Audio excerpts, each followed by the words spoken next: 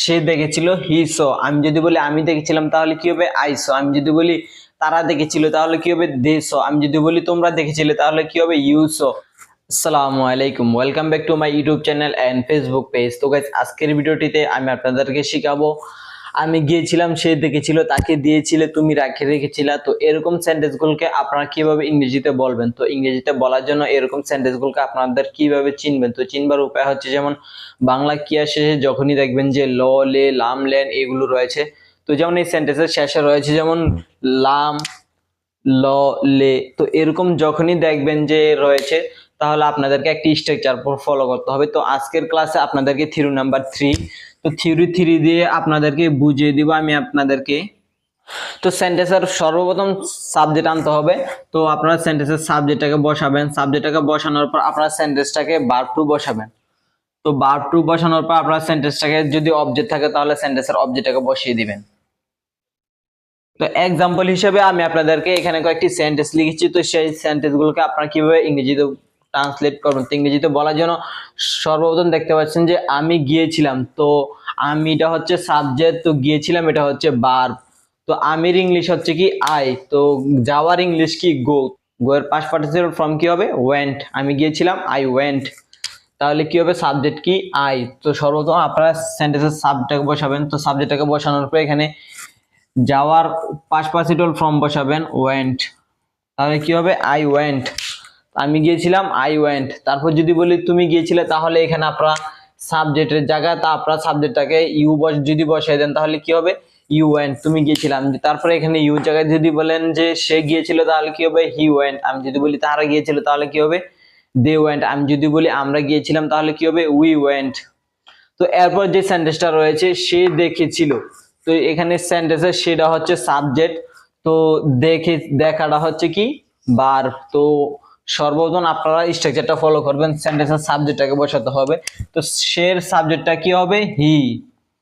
তো দেখার ইংলিশ কি সি, আমরা জানি সি তো দেখা, তো সি এর পাস্ট পার্টিসিপল ফর্ম কি হবে ভার্ব টু হবে, যেমন স। তো সে দেখেছিল হি স।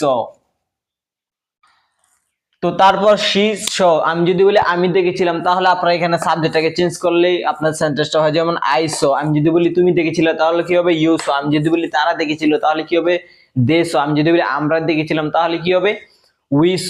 তো আপনার সাবজেক্টটাকে পরিবর্তন করলে আপনার সেন্টেন্সটা হয়ে যায়। তারপর যে সেন্টেন্সটা রয়েছে তাকে দিয়েছিলে, তো তাকের ইংলিশ হচ্ছে কি দে, দেওয়া ইংলিশ কি গিভ, তাকে দিয়েছিলে দে গিভ।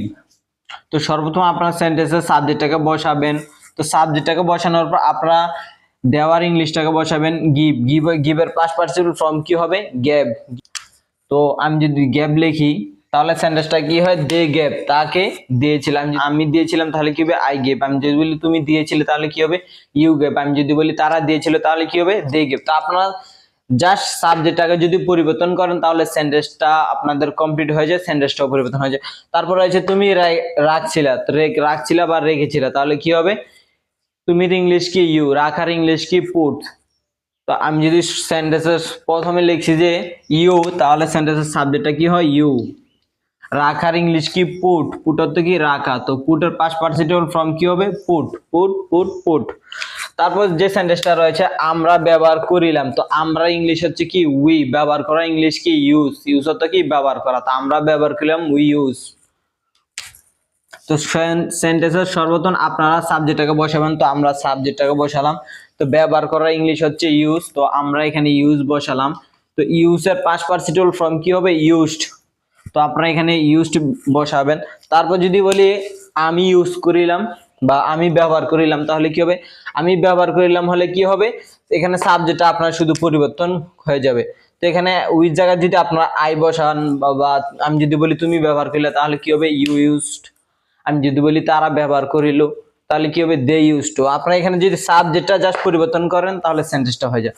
তারপর যে সেন্টেন্সটা রয়েছে আমি লিখেছিলাম, তো আমির ইংলিশ হচ্ছে আই, তো লিখার ইংলিশ কি রাইট। তো আমি যদি সেন্টেন্সের সর্বপ্রথম সাবজেক্টটাকে বসাই, তো সেন্টেন্সের সাবজেক্ট রয়েছে আই, লেখার ইংলিশ কি রাইট, তো রাইটের পাস্ট পার্টিসিপল ফর্ম কি হবে রোড। আমি লিখেছিলাম আই রোড। আমি যদি বলি তুমি লিখেছিলে তাহলে কি হবে ইউ রোড। আমি যদি বলি তারা লিখেছিল তাহলে কি হবে দে রোড। আমি যদি বলি আমরা লিখেছিলাম তাহলে কি হবে উই রুট। তো এরপর যে সেন্টেন্সটা রয়েছে আমি কথা বলিলাম, তো আমির ইংলিশ হচ্ছে কি আই, কথা বলার ইংলিশ কি টল্ক। তো আমি কথা বলিলাম, তো সেন্টেন্সের প্রথমে সাবজেক্ট হচ্ছে আই, কথা বলার ইংলিশ কি টল্ক। তো আপনারা এখানে টল্কের পাস্ট পার্টিসিপল ফর্ম কি হবে টল্ক। তো আপনাদেরকে ইডি যোগ করতে হবে। তো কথা বলা ইংলিশ আরেকটা রয়েছে সেটা হচ্ছে স্পিক, কথা বলা।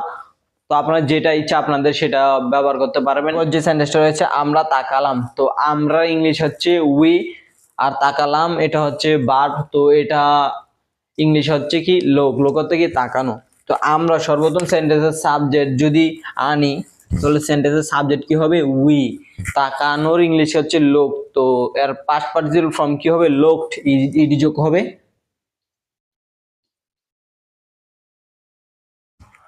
আমি যদি বলি আমরা তার দিকে তাকালাম তাহলে কি হবে তার দিকে তাকালাম তাহলে কি হবে উই লুক হিম, আমরা তার দিকে তাকালাম। তো আজকের ভিডিওটা এ পর্যন্ত। তো ভিডিওটা ভালো লাগলে অবশ্যই একটি লাইক করে দিবেন, আর আমার চ্যানেলে নতুন দর্শক হয়ে থাকলে অবশ্যই আমার চ্যানেলটিকে সাবস্ক্রাইব করে পাশে থাকবেন। তো ধন্যবাদ সবাইকে এতক্ষণ পর্যন্ত আমার ভিডিওটা দেখার জন্য।